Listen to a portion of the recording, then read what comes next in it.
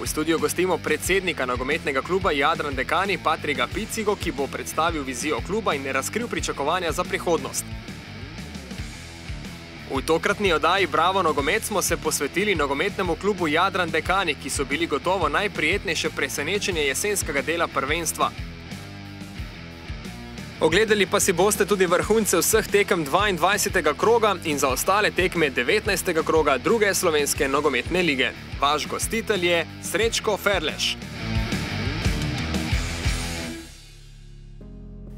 Prisrčno pozdravljeni, spoštovane gledalke in cenjeni gledalci v novi oddaji Bravo nogomet.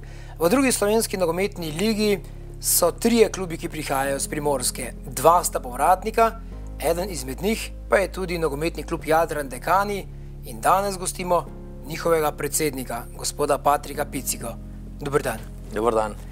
Povejte mi, kako se počutite kot predsednik kluba, ki se je po 24 letih znova prebil v drugo slovensko nogometno ligo in je zelo uspešno krenil na to novo oziroma staro pot? Ja, počutimo se, bomo rekel, vsi v Dekanih, ki se ukvarjamo oziroma smo blizu nogometa, se počutimo zelo lepo. Ponosni smo na naš klub, ponosni smo na naše igralce. Kot ste povedal, po 24 letih se nam je uspelo uvrstiti v drugo slovensko nogometno ligo, ki se je lani razširila na 16 klubov, tako da smo kot drugi v tretji slovenski nogometni ligi Zahod izkoristili to možnost in napredovali v drugo ligo. Kako ste načrtovali to sezono oziroma ste bili po jesenskem delu presenečeni, ko ste bili uvrščeni tako visoko? Presenečeni nismo bili, saj smo, bom rekel, zadnja leta z našo ekipo bili vsa ta leta nekje v vrhu, recimo med prvimi 3-4 ekipami, tako da vedeli smo, da imamo to možnost. V igri smo bili 3-4 klubi, zraven recimo Sežane, Dekanov, še Bilje pa Adria, v te leti Brda so eno leto pred nami napredovali v drugo ligo, tako da smo vedeli, da smo nekje v vrhu, skozi sezono pa se morajo stvari poklopiti, da pol uspeš priti na to prvo ali pa drugo mesto, ki je vodilo v napredovanje v drugo ligo. Kaj se je pravzaprav spremenilo v tem obdobju, da ste se uvrstili v to drugo ligo? Je bila kakšna drastična sprememba v klubu ali je šlo preprosto za organsko rast? Ja, tako, nobene drastične spremembe ni bilo. Ta naša generacije fantov, ki izhajajo večinoma iz naše šole, so nekako odrasli, prišli do teh let, da igrajo pač v članski ekipi in organska rast nam je pač pripomogla k temu, da smo imeli tako dobro ekipo, večinoma z lastnih fantov, da smo bili uspešni in smo se lahko kosali z ostalimi moštvi. Kot sem rekel, je pa se to zgodilo, da se je liga razširila in da sta 2 napredovala iz zahodne lige, tretje zahodne lige in to brez kvalifikacij. Ker nam je recimo v prejšnjih letih, čeprav nismo prišli do kvalifikacij, nismo bili prvi, ampak je bilo vseeno težje priti v to drugo ligo. Je ta filozofija oziroma razvoj lastnega kadra, svojih nogometašev, tisto vodilo Jadran Dekanov, ki mislite, da lahko zdrži dolgoročno? Ja, mi si tega želimo. Mi si tega želimo. Najraje bi videli, da bi nam to uspevalo tudi v prihodnje. Je pa v takem klubu, kot je Dekani, pač odvisno od tega, kakšne generacije so, kakšni fanti pridejo, bom rekel, se izoblikujejo skozi vso to nogometno njihovo pot in koliko nam jih zbeži v večje klube oziroma klube, ki tekmujejo na višji ravni. Želeli bi si, da bi bil to pač pot našega kluba in da bi s svojimi lastnimi fanti tudi tekmovali v drugi ligi, kjer si želimo tudi v prihodnje tekmovati. Nekaj osnovnih podatkov o nogometnem klubu Jadran Dekani smo izvedeli, sedaj pa si pogledamo še nekaj več o zgodovini in o celotnem ustroju tega kluba.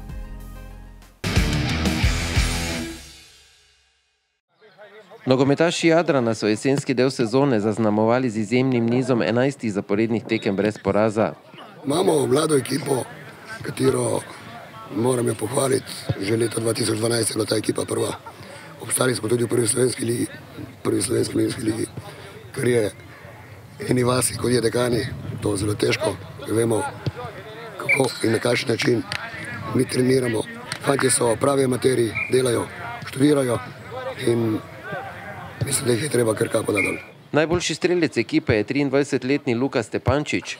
Zabil je že 10 golov, le 3 manj od trenutnega kralja strelcev Muraša Luke Bobičanca.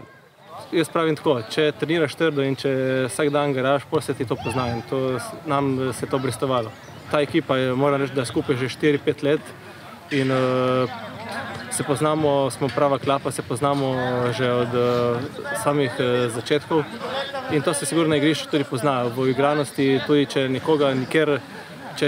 nekoga nikjer ne vidiš, veš pa, kje mora biti in se čutiš in to se sigurno, to smo izkoristili in veseli me tako, da smo dobra klapa na igrišču in izven igrišča. Člani so vzgled mladim nogometašem, ki trenirajo v nogometni šoli.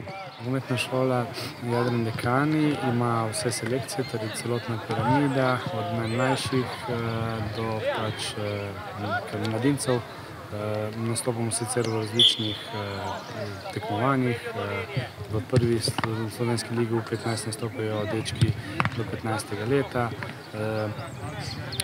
Z kadeti mladinci pa nastopamo v MNZ ligi in si nekako želimo, da bi čim prej prišli spet nazaj v tisto drugo ligo, da bi pač dečki pri U15, ko zaključijo ta staž, imeli možnost nastopati v višjem tekmovanju in nekako se pripraviti na članski nogomet. Po rezultatih trenutno izstopa selekcija starejših dečkov. Fantje tekmujejo v zahodni skupini lige U15, ter se z Ljubljansko Olimpijo in Triglavom iz Kranja borijo za prvo mesto.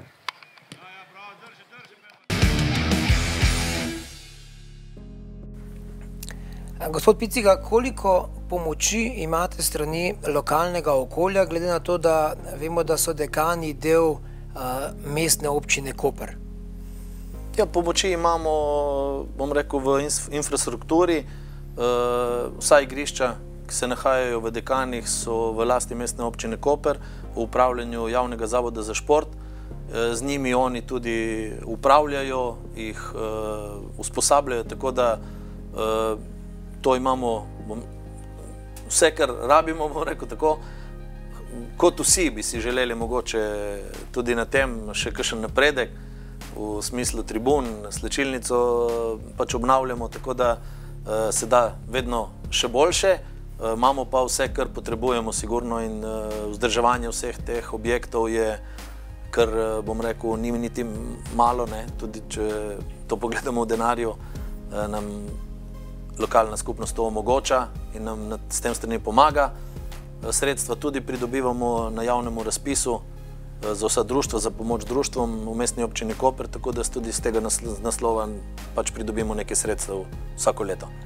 Kaj pa posluh ostalih gospodarskih društv oziroma ostalih lokalnih podpornikov? Dekani vendarle niso veliko mesto oziroma je vendarle samo vas. Ja, Dekani je pač na vas, bom rekel, večja vas med večjimi vasmi na Primorskem. Kar se tiče gospodarstva, bom rekel, po tej krizi, ki je nastala pred 10 leti, je bilo res hudo.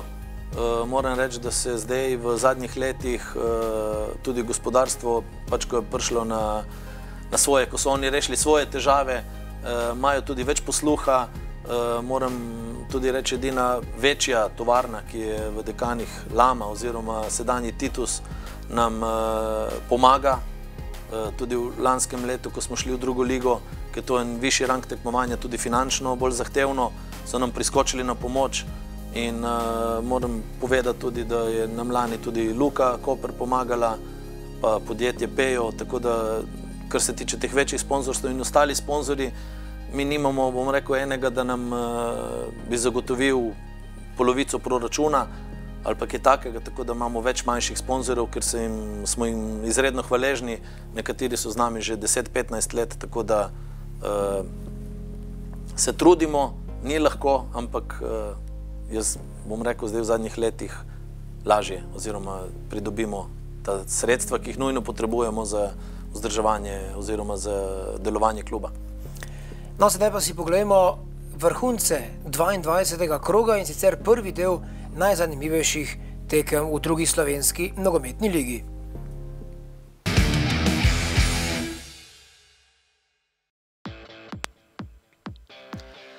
Sam pregled pa začenjamo na tekmi najprej 19. kroga. Šlo je seveda za zaostalo tekmo Veržeja in pa Krke. Na koncu 3 zadetki, 1-2 za gostujočo ekipo. Glavni sodnik dvoboja Blaž Kos. Prvi zadetek pa je padel v 8. minuti. Domačini pod vodstvom Borisa Radoša so namreč povedli. Strelec vodilnega zadetka že v začetni fazi tega dvoboja pa je bil Jure Volmajer, ki je izkoristil krasno podajo v kazenski prostor in potem tudi matiral gostujočega kapetana, vratarja Darka Marjanoviča. To je bil tudi izid prvega polčasa, potem pa tale krasen strel z roba kazenskega prostora, prvenec v drugi slovenski nogometni ligi, tudi novinca v tem tekmovanju, Do Hyuna Kima, 63. minuta, potem pa 23 minut kasneje Matej Potokar, ki je realiziral strel z bele točke, premagal je vratarja domačih Nina Irgoliča in poskrbel za zmago Krke. Sicer smo ob koncu srečanja videli še eno krasno priložnost, to da je izid ostal nespremenjen. Veržej Krka, na koncu torej v zaostali tekmi 19. kroga 1-2. Rezultati obračunov 22. kroga so pred nami. Celoten krog se je odigral popolnoma brez kakršnekoli zaostalih tekem, mi pa seveda sam pregled začenjamo na obračunu Radomelj in pa Rogaške. Tudi tule 3 zadetki, Kalcer, Radomlje 2, Rogaška na koncu 1. Glavni sodnik dvoboja Andraž Stojanovski. In tudi sam je seveda videl zelo hiter prvi zadetek. Radomljani so povedli, Igor Kondič je poskrbel za 1-0 v 7. minuti. To je bil izid prvega polčasa, v drugem delu pa še 2 zadetka. Najprej izdatnejše vodstvo domačinov, Dušan Ivanov, 2-0, 67. minuta dvoboja in pa potem še 11-metrovka za goste, Marko Šlogar v 84. minuti. Rogaška je tako skušala seveda priti še nekoliko bliže, a ji kaj več od tega ni uspelo. Na koncu Radomlje Rogaška 2-1. Radomljani imajo 37 točk in so trenutno 4. Zaostajajo za 19 za prvovrščeno Muro, medtem ko je Rogaška s 23 točkami na 11. poziciji. Nafta v borbi za vrh ni prepustila točk Fužinarju, ki se krčevito bori seveda za obstanek v tekmovanju. Nafta je vodilni zadetek dosegla v 5. minuti, Mitja Novinič je bil uspešen in pod vodstvom Franca Fritla je Nafta potem zmagala z 2-0, Mitja Novinič še enkrat prekinitev, ki je poskrbela torej za še drugi gol gostov in strelca Mitja Noviniča, dvakrat na temle dvoboju. Nafta je tretja, 42 točk, Fužinar je pred zadnji s 15. Ašek Bravo je na domačem stadionu premagal Dob z 1-0, edini strelec na tekmi pa Domen Jugovar. 79. minuta je bila ključna, da so si nogometaši Brava zaslužili in prislužili vse 3 točke. Bravo ta hip 34. na 7. mestu, točko zaostanka za Taborjem in pa točko pred Jadranom Dekani, medtem ko so nogometaši Doba s 27 točkami na 9. mestu. Prej ste dejali, da je vaša filozofija oziroma vaš namen čim več vlagati v lastne, v svoje doma vzgojene nogometaše. Pa se vam zdi, da lahko samo z doma vzgojenimi nogometaši Jadran Dekani ali kakršnekoli drugi klub v Sloveniji stalno nastopa konstantno v drugi ligi? Ja, mislim, da je to možno. Sigurno, z dobrim delom, z dobrimi trenerji. Naša filozofija je v zadnjih letih, ker se pač tisti, ki delujemo v klubu, pogovarjamo, da moramo organizacijo našega kluba pripeljati na tak, bom rekel, skoraj profesionalni nivo, če se to da, v kakšni meri se to da. Mi smo pač amaterski klub in se trudimo, večina tistih, ki delujemo v našem klubu, delujemo na prostovoljni bazi in brez nobenega plačila. In se trudimo pač v tem smislu, da bi imeli dobre trenerje, delovne trenerje, ki bi tem fantom dali pač nogometno znanje, da bojo lahko tekmovali na takem nivoju in organizirati klub tako, da imajo tej nogometaši vse, kar potrebujejo, da lahko pridejo do tega nivoja tekmovanja. odvisno je tudi od selekcije. V Dekanih, v takem klubu kot je Dekani ali pa te manjši klubi po Sloveniji, nimaš take selekcije, da bi rekel, bi lahko pripravljal te fante na tekmovanje v drugi slovenski nogometni ligi ali pa na takem nivoju. Sigurno, bom rekel, v večjih sredinah je to v večjih mestih, kjer je selekcija večja, že od manjših selekcij, je to veliko lažje. Taki klubi pa morajo pripravljati, bom rekel, svoje fante na prvo ligo, še na bolj zahtevno tekmovanje. In tle vidimo mi to našo priložnost, možnost, če bomo na obali, kjer so klubi, bom rekel, ki tekmujejo na takem nivoju, kot nogometni klub Dekani, kjer je še recimo Izola, bil je Piran, ki v zadnjih letih nekoliko zaostaja pri kadetskih mladinskih selekcijah, članski selekciji. Računamo to, da bomo lahko te fante, ki bojo prišli iz koprske nogometne šole, lahko privabili v Dekani, ker bojo po končanem mladinskem stažu igrali v Dekanih v drugi ligi in se kalili recimo še 2 leti, da bojo lahko prišli spet upoštev recimo v prvo ligo v Kopru. Ali pa taki fantje, ki ne bojo zadovoljili svojo kakovosti, ne bojo zadovoljili apetito, bom rekel, prvoligaškega tekmovanja, bojo lahko prišli k nam v drugo ligo in probali skozi ta nivo tekmovanja pač prideti do enega višjega nivoja, ker si nedvomno vsi želijo, ki pač tekmujejo na takem nivoju. Sedaj je razbrati, kot da bi se že povezovali, to je šlo zgolj za neformalna povezovanja oziroma razmišljanje, ali ste v preteklosti kdaj sodelovali resno oziroma na formalni bazi s Koprom oziroma s katerim drugim prvoligašem? Ne, s Koprom mi sodelujemo že, ne vem, kar je spomnim, 20-30 let. Kakšno leto bolj uspešno, kakšno leto manj. Vedno so igravci iz Dekanov, najboljši igravci iz Dekanov prehajali v Koper, to se je dogajalo že pred 30 leti, in igravci, ki pač niso mogli igrati v Kopru, so prihajali v Dekani. V zgodovini se je tudi že dogajalo, da so 4-5 igravcev, pa je bil v Kopru večja kriza, pa takrat je v Dekanih bilo, bom rekel, v začetku 90-ih let, smo imeli sponzorja, ki je to omogočal in so Dekani igrali v prvi ligi in so igravci, recimo, govorimo o Badžimu, o Neviju Fingštu, o Breznikarju, igrali v Dekanih. Marino Viler, recimo, ne. Takrat so prišli 4-5 igravcev iz Kopra v Dekani. Podobno se je dogajalo tudi med Koprom in Izolo. Mi s Koprom sodelujemo na takem nivoju in bom rekel, sigurno bo to sodelovanje tudi v prihodnje. Živimo na naši prelepi obali, kjer se moramo pač tudi med seboj pomagati in na takem nivoju pač tudi sodelujemo.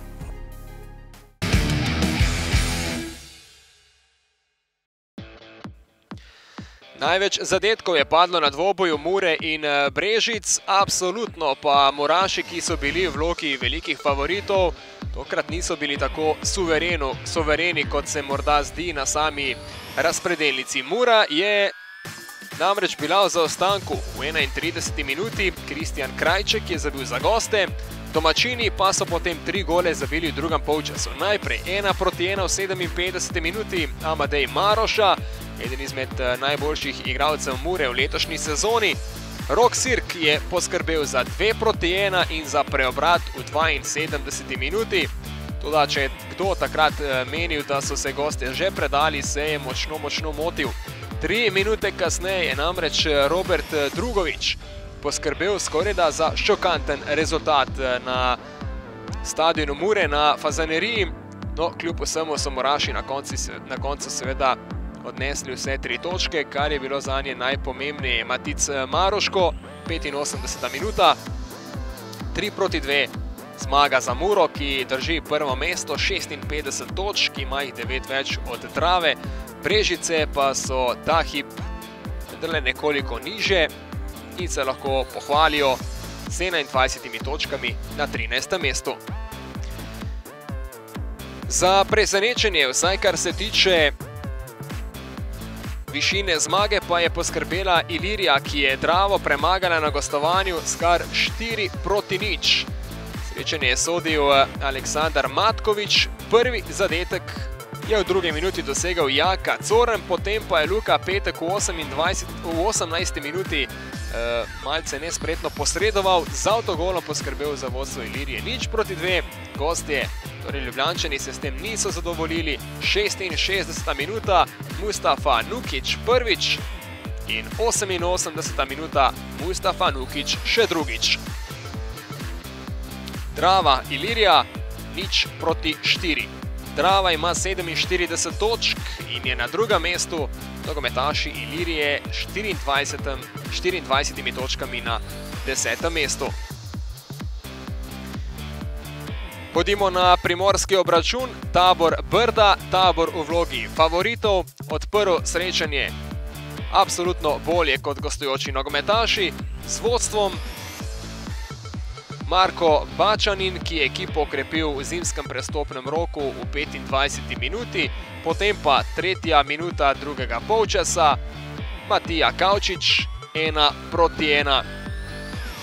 Malce zmede v kazenskem prostoru domače ekipe, žoga je preletela tudi vratarja Arijana Renarja, potem pa 50. minuta, torej 2 minuti kasneje, Grega Debenjak za končno slavje gostov z 1:2. Nogometaši Tabora so s 35 točkami na 6. mestu, medtem ko je ekipa Brd s 23 na 12. Krka je gostila Jadran Dekane in na obračunu, kjer smo videli tudi 4 gole, zmagala s 3:1.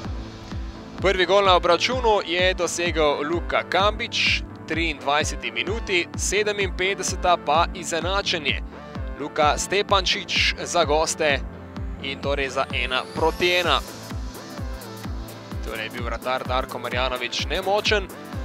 Domačini se s tem niso zadovoljili. 72. minuta, Žiga Kastrevec 2:1 za domače nogometaše in potem še Dino Cvrtila za 3:1 v 84. minuti in končno zmago domačih.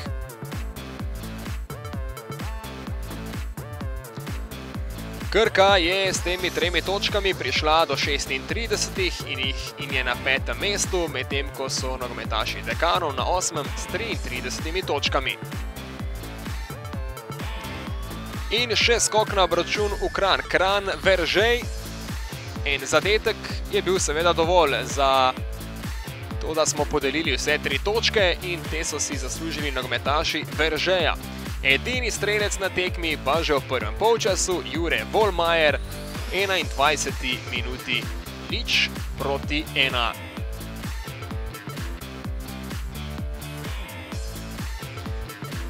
In tole še enkrat celotna lestvica, torej Mura je na prvem mestu s 56 točkami, sledi Drava, potem je spodaj tudi Nafta, pa Radomlje, Krka, Tabor, Bravo in Dekani, ki zaključujejo prvi del lestvice, sledijo Dob, Ilirija, Rogaška, Brda, Brežice, Kranj, Fužinar in na zadnjem mestu Veržej.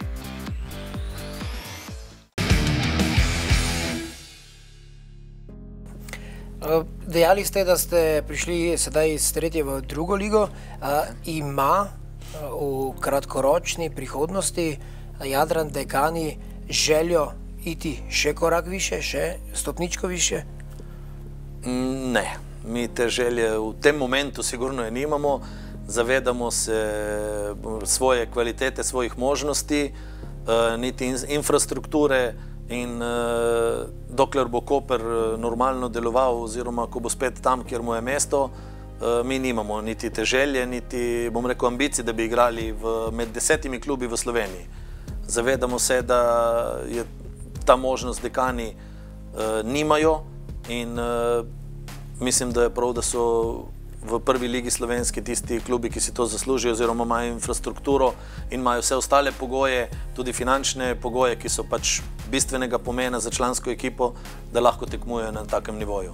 Mi si želimo dolgoročno biti v drugi ligi. Druga liga z reorganizacijo je postala zelo zanimiva v slovenskem prostoru.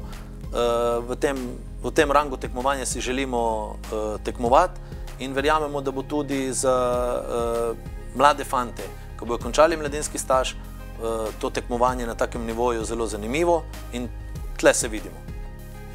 Za konec me zanima samo še tole. Ste klub, ki imate najbolj zanimiv dres v drugi slovenski nogometni ligi. Tudi prvoligaši nimajo tako zanimivega, ta sinje-modri dres. Odkje ideja za tako, da rečem, popackan dres, ki pa je zagotovo nekaj posebnega? Ja, me veseli, da ste opazili tudi vi to. Bom rekel, z našim opremljevalcem Ereo smo se pred lanskim letom, pred prihodom, ko smo prišli v drugo ligo, smo tudi podpisali 3-letno pogodbo z opremljevalcem Erea in smo bili v njihovi tovarni in smo iskali pač nek personaliziran dres, ki bi ga pripravili prav za našo ekipo.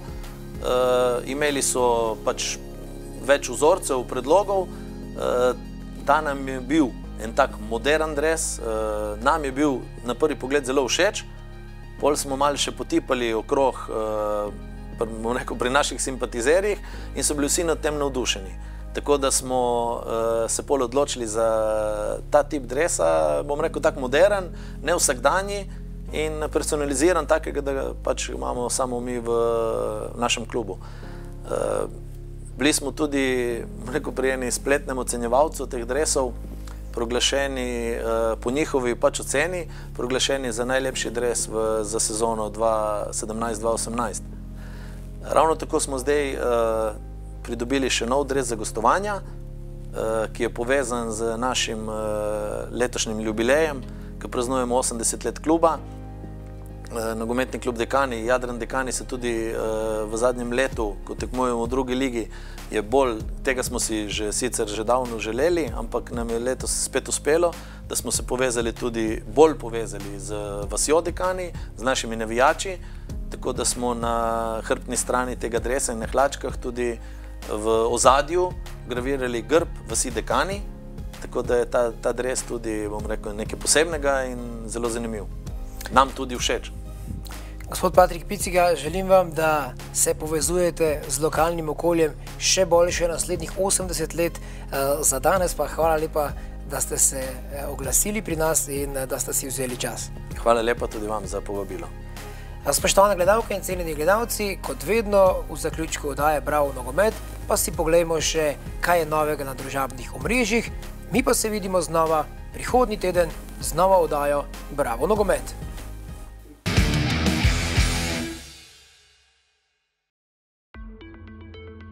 Nogometni klub Krka je v zelo dobrem rezultatskem nizu, saj so od zadnjih 4 tekem slavili kar 3-krat.